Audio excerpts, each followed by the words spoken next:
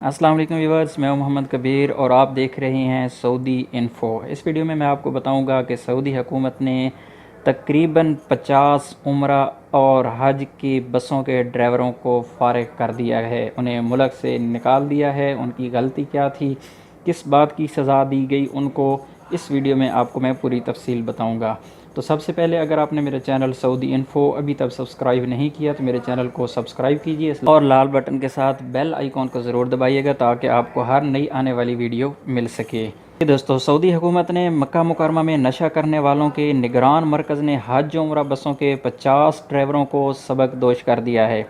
حج موسم کے دوران 3070 بسوں کے ڈرائیوروں کے خون کے نمونے لے کر لیبارٹری میں چیک کیے گئے تھے۔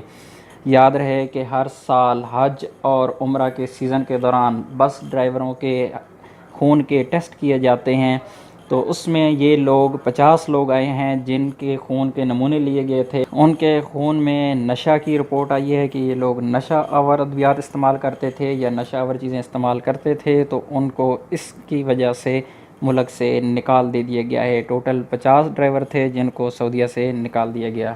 اگر آپ کو یہ ویڈیو میری اچھی لگی ہے تو ویڈیو کو لائک ضرور کیجیے گا۔ اللہ حافظ۔